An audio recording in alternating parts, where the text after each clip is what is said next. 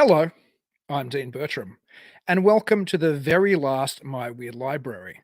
I've had a great time chatting to you guys for the last few months about all kinds of weird and wonderful books that many of them are quite important to me, and I've really enjoyed trying to put them into some type of broader cultural and historical context. But don't be sad that this show is coming to a close because I'm about to start another show with a wonderful host that I'm so delighted to work with. It's going to be on the Untold Radio Network, which is the brainchild of Doug Hychek, the creator of Monster Quest.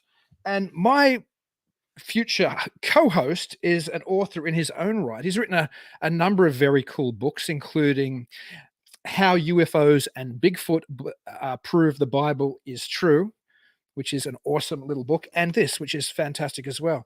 His most recent book, he's also written others, you can find him on Amazon. This is Metroplex Monsters, which is just another amazing book. So without any further ado, I would very much like to welcome to the show Jason McLean.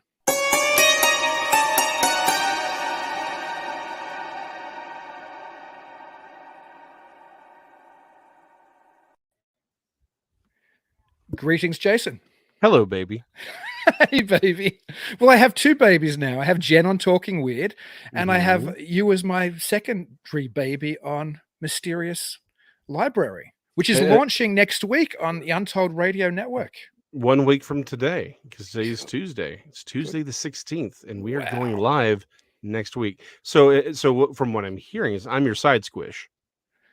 Well, I don't want to say you and Jen have to record that. What's that current song about?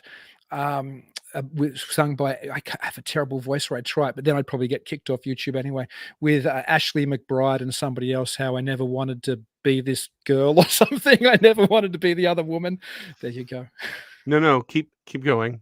No, I can't. I can't do the song. I'd fear that somebody would report. Mind you, my voice is so terribly out of tune that YouTube algorithm would probably never pick up that I was ripping off something in the country charts anyway. That's probably fair. But I'm so excited to have you. It's just such a great joy. For a little background for the people who will watch this before we move, and this is really just so we leave a little bit of, I guess, a signpost on the My Weird Library playlist for people who mightn't have heard. If they come and you're watching this, we're now on the Untold Radio Network. I will in the show notes. It's not there the minute we record, but I will add a link on how you go to Untold Radio Network in a week and watch our new show. So that's really what this is for. But when Talking Weird was moving to that channel, and I also have this very little show, My Weird Library, which is a lot of fun. I love it. But I just happened to mention to Doug, I'd love to bring this if you want it. And he was like, well, you need a co-host for starters. and I was like, well, that's good. And he was like, who do you like? And I'm like, Jason McLean. He's like, we love Jason too. Let's get Jason. And I'm just grateful that you would do it with me. Well, I'm happy to bring the sex appeal that you need to the show. I do need that. I do need that. And that's why I'm here. You called me. I'm here. I'll probably be wearing a bikini for the next episode. If you could. Tonight I'll just undo this extra button right here. I'm always a button or two undone just for the fans. It's also for the ladies. To the ladies. It's also steaming hot here in my loft in my cabin tonight. Not that the audience need to hear about this, but what are some of the books you're looking forward to doing? Let's tease our future viewers, or the viewers here who are going to hopefully jump to the Untold Radio Network and move from My Weird Library to Mysterious Library. What are the first couple books that we'll be doing? Well, the first episode will be Chariots of the Gods by Eric von Daniken. And the one I'm really excited for, because I have to admit I am an aquatic cryptid fan, is The Essential Guide to the Loch Ness Monster and Other Aquatic Cryptids by Ken Gerhardt. Both fascinating books. Yes. I'm interested in aquatic cryptids as well. I'm very suspicious, as I'm sure listeners of Talking Weird and viewers of Talking Weird and those who get to know us on Mysterious Library, about the reality of a lot of cryptids. But I've said it a number of times on Talking Weird. I think if there was something physical and lurking here that we hadn't found, I think something which was aquatic would be more likely than something supposedly living in the woods, as far as why we haven't found a body or why we don't, stumble across them all the time. Right.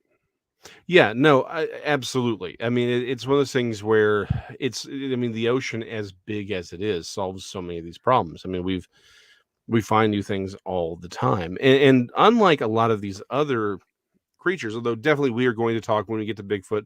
We are going, the books about Bigfoot. We're going to pull some up that actually show no, we've collected bodies in the last 200 years. Like there have been people who've had well documented encounters with a dead Bigfoot, or even in the case of one in India, two that were like on the verge of dehydration. Like it's well documented. So there's all these things like this. But to your point, unlike all of them, the Cadborosaurus is officially recognized by science because there was an entire skeleton that was found the turn of the last century. It was inside of a I forget the type of whale. It was a one of the predatory kind. Um, and I want to say sperm whale, but I may be wrong. Anyway, the whalers had killed the whale. They brought it up to to process it, extracting the oils, detonguing it, all that, and they found in the stomach this creature that they'd never seen before.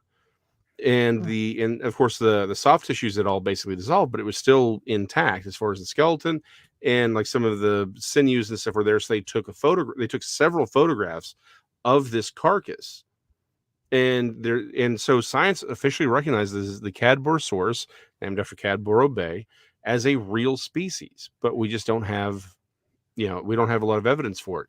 There's several films that are very evocative of them, and again, I'm more of a generalist, but I would argue the Altmahata, which is aka Alti, it's an aquatic cryptid in Georgia, in up the Georgian rivers, and you can see in similar things in Florida. I would argue are probably the same species, maybe an Atlantic version versus the Pacific version. But yeah, I mean, with the aquatic cryptids, there's a long history of them. They're really uniform, and again, to your point, if they die, it's gonna be kind of hard to find the body, particularly if they are snacks for sperm whales. Uh-huh. And speaking of Bigfoot bodies and Bigfoot books, I had this, which I don't think we're gonna do anytime soon, but we might do it. Peter Burns' Mhm. classic Bigfoot book.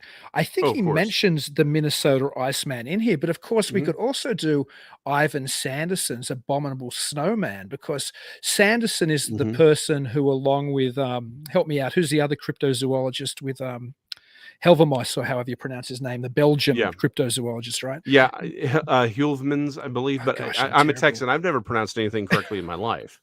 I'm not even sure how to spell that guy's name. But anyway, Yeah. Sanderson, along with that other father almost of cryptozoology, they Oh, say, yeah. actually went and examined supposedly uh, what's called the Minnesota Iceman. Mhm. This Bigfoot-like body that was touring sideshows and shopping centers and fairs in America Mhm. back in the day, like as a carnival exhibition, and then Yeah. supposedly was swapped out with a fake version. So I'm sure we'll go at some stage. I bet you in the next year we'll be talking about the Minnesota Iceman. Yes, and as a something I can tell you is that the the confirmed fake one. What the question is, was it the fake one that Sanderson and Hildmans looked at, right? Or was there a real body and they've switched it out with this one? Again, that we leave that up for historians and others to discuss. But that the one that we know for a fact that was, a fake body, is here in Texas. In fact, it's in Austin, Museum of the Weird. Lyle Blackburn, friend. He's, we've seen. We could probably even do like a special rundown to review it. But yeah, Oh, I mean, still the wow. fact of the matter is, how do we not do Peter Burns? How do we not do? How are we not going to do Lauren Coleman's True Giants? Like the joy that I have of this show that we're getting ready to do is that there is no end to what we can explore, because it's not the topic per se, it's the book that we're exploring, right? It's how was this book written, what is the context, what's its how has it influenced the culture, what are the other writers that's been influenced by this person and or this book. um so it's not just, hey, let's talk about Bigfoot again. It's, let's talk about this particular author's view on Bigfoot. What did they bring to the table, what did they leave off the table? I think that's one of the things I'm really excited for in this, is it's not just another let's sit around and give our opinion on Bigfoot or fairies or whatever. It's let's talk about this, something a little more tangible, right? And we're not going to leave it to just paranormal and ancient astronaut books. We're going to do documentaries. We're going to do uh, fiction work, right? We're going because as we little behind the scenes, tea that I'm going to spill here. We just did sort of a dry run through just to kind of figure out how you know, how we're going to work together, the charisma, because let's face it, Dr. Bertram over here is drier than the Sahara. And they brought me on not just because of my dashing good looks, but the personality. Well, we So, need both from you, Jason. yes. Well, it's a hard job, but I'm up for it. I bring a little spice, as they say, a little paprika to the potato salad. But we were talking about Chariots of the Gods, right? Doing our run through. A large section of that conversation is going to be about fiction work and the influence, because again, a little tease here. I would suggest this book does not become as popular as it is or was in 1968 and 69, 70 if Star Trek wasn't out and didn't do what it did. So we're going to talk about Lovecraft. We're going to talk about Heinlein. We're going to talk about Arthur C. Clarke. We're going to talk about all of these things as well. Yeah, I think that's the real value of the show. I think people are Hmm. interested in understanding a book within that broader cultural Hmm. context are really going to get something out of it. And of course, we both have slightly different backgrounds as well. I think Hmm. we're both Yeah. capable of doing this type of cultural analysis, but you have an archaeological background and you Hmm. also have a very good understanding of religious, particularly Christian cosmology and eschatology and theology. So, Hmm. so much of this stuff is stepped in religious traditions to Yes. bring that to it rather than just to look at a book the way a postmodernist would. Well, we can just understand it by flipping through the pages. That's not the case, I don't think. I think that just Hmm. leaves the reader impoverished. And if we can help anybody who wants to read the book or who has read the book and wants Hmm. to think, oh, I didn't think that it was related to that, or now I want to read the book because now I know, okay, I understand where this sits now I really have Yeah. to read this book. I think that'll be the value of the show, at least for me. Oh no, I couldn't agree more. Again, that's when you pitched me on the idea, you and Doug. I was captivated because this is again, just a little bit on me. One of the big things I do, again, just in my personal life, again, I freely admit I'm a Christian. I'm very religious. I want to understand the cultural context of the scriptures, because when you do that, you start seeing the nuances, and it can mean something much much different than maybe what you've had conceived. Well, if that's true for the Bible, the same is absolutely true for Chariots of the Gods, right? It's everything exists, and again, as an artist, and I use that term very loosely. Um, one of the things that you kind of have to understand is when someone's painting a painting or doing a sculpture, it's not it's not just that one work, right? It's often, unless it's a even if it's a portrait, sometimes they are playing with the broader culture. There's something within the zeitgeist of the time or the era, or their the turmoil that they are dealing with, even in something as simple as a portrait, can deal with that. And particularly when you have some of these other larger works that are meant for public consumption, once you understand that context, you're like, oh, my favorite example of this is the back of the Sistine Chapel, right? Everyone talks about the ceiling, but the back of the Sistine Chapel was also done by Michelangelo late in his life. And it's very different. It's very violent. And there is one at the very, very bottom, there's this dude he's been condemned to hell, and there's this giant serpent demon that's wrapped around him. And for years, I mean, literally centuries, no one knew where the head of the snake was, because the people had gone back later and painted loincloths on everyone, because he painted everyone nude. for this, and they found that the head of this snake was eating this individual's uh, naughty bits. Good Well, grief. yeah, exactly. Michelangelo was not playing, but here's where it gets worse. That dude was actually a bishop who was opposed to him painting the back wall. So, like, when you start to understand that all of these people that he's painting are not like they're not random. These were people who had influence at the time, and in where he's putting them is he's telling you what's going on with this event and with this painting, and it changes how you view him, how you view the artwork. In fact, again, the guy who he painted in that position complained about how violent it is, and the nudity, he says, art imitates life. If you have problems with the art, change the life. Because we all think of the Renaissance as being this very peaceful time, and everyone's like, "Oh, we're just gonna lounge around and eat grapes and talk about philosophy." And it was a particularly violent age. Yeah. It And I was it think was that not as peaceful.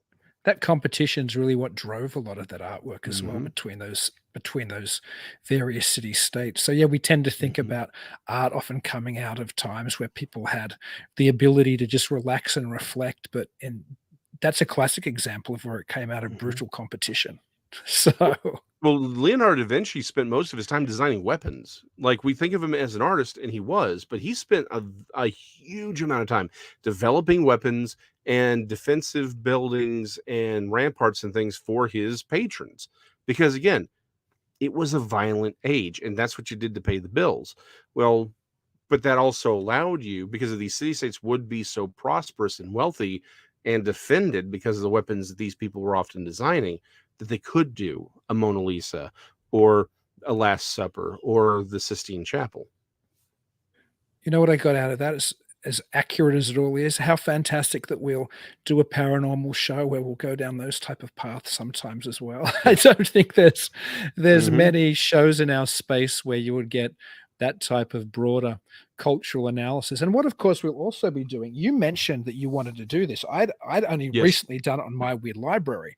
We were talking about doing the interrupted journey Yes. again, which is kind of, I suppose, the very original alien abduction book. I mean, there sure, were there Hmm. some abductions beforehand? Absolutely. But that book by John Fuller really sets the tone for the way that the abduction, Hmm.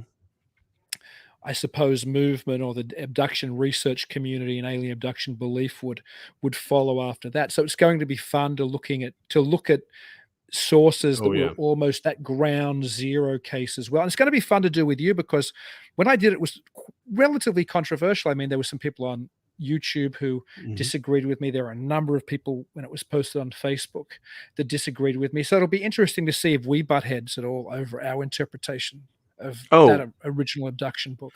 if we don't, I'll find a way. Well, I Well, think we again, will I'm here to bring sometime. the spice. I'm here to bring Yeah. the spice. I am the Tabasco sauce uh of this show. So even if we do agree, I may from time to time play devil's advocate.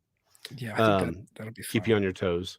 Well, yeah, I need to be kept on my toes. The other thing, of course, which I think we're seeing with some of the books we're talking about, is how we'll be Mhm, doing shows, we'll be doing books which are classics, like The Interrupted Journey or like mhm. Chariots of the Gods, both from the 60s. We'll be doing books which are much older Yeah. than that as well, but we'll be Oh doing yeah. more recent books like the Ken Gerhard one you Mhm. showed just several minutes ago, and also Ecology of Souls from Joshua Kuchin, which literally just dropped a Yes. month or so ago.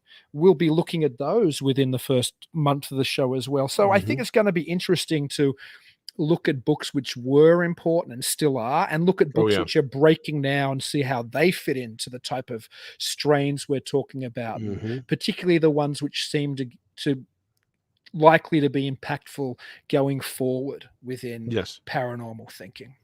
Oh, and one of the things we've been talking about off air was doing like medieval bestiaries, which clean your minds up, individuals. These were basically encyclopedias of animals from around the world, and they were as they knew them, as they portrayed them, and what they had in their head, and that's also very telling, right? For again, for all these conversations. So I'm very, very excited to be on your new show with you. I mean, us collaborating, working on this. I'm honored that Doug Hygic would invite me on. Like I said, at some point, the two of you are going to realize this is a terrible mistake. But until that happens, I'm excited to be here. Oh, we're just delighted to have you. I mean, it's so exciting that you're going to be part of it with me. It's gonna be fun to be actually bouncing my ideas off somebody instead of just talking to the camera. And one other thing, speaking about bouncing ideas off, we might mention is Hmm. sometimes, not regularly, because it's mainly about us talking about either a book or, as you mentioned, a Hmm. documentary or another type of I suppose art form, if we go down that route, is that it might be fun sometimes to have special guests on the show, but not talking about their book, but talking about a book that was Yes. impactful to them or a book Hmm. which is related to the field that they're in. I think it'll be fun to deconstruct books sometimes when we bring in somebody who's either Hmm. a particular expert in the field or has Hmm. a particular interest in the field. Oh no, absolutely. And we've mentioned several names off air, and I will not tease them here because nothing is set in stone. One I know for a fact I can get, but the other one, if we can get on, I'm honestly going to geek out. But yeah, no, I'm. That's probably one of the things the most excited about is to have some of these guests on to talk about. Again, not going to tease anything. Only that we're working on getting a few guests here and there to have some very interesting conversations and some very interesting topics. And I am absolutely in love with that idea because, to your point, yeah, we can talk about somebody's book until the cows come home. It's what they've done. We all know, but sometimes they have expertises in topics that it's like, okay, yeah, you wrote this book over here and it's great. You wrote this book over here and it's awesome. Let's talk about this guy over here that you've got, or this topic you know a little bit more about than the average person. Let's get some insight on that. Let's take some of this material apart, and I'm here for it more than anything. Well, I'm so excited about that potentiality to have guests on, but I'm particularly excited to have you opposite me every week. And I'm so delighted that we are going to be a part of the Untold Radio Network. So thank Yes. you, Doug Hycheck, and everybody else involved. And I don't know if you have any parting words or. Only that if you're watching this now, you better show up because you're going to be seeing at least one of the best shows that you've ever seen that has ever been produced in the history of man. It's the best. I'm told it's the best. No, seriously, it's going to be a great show. Go see it. We're going to have a good time. You're going to have a good time. Even if you're like, man, what do I care about? I don't have time to read these books. I don't come and enjoy the time. Like maybe you've never read Chariots of the Gods. Okay, great. Let us tell you about it. Let us give you some of the background, and maybe you'll be like, man, maybe I really should read it. Or you can be like, wow, that book sounds like it's absolute crap. I don't want anything to do with it. Great too. But you know what? You'll have a good time hearing us jabber about it for an hour. That's all I'm going to say. A good time guaranteed by Jason or your hour back. And Yeah, on that exactly. on that cheery note, I can't wait to see you all in a week's time on Mysterious Library. And until we get to talk again, keep it weird.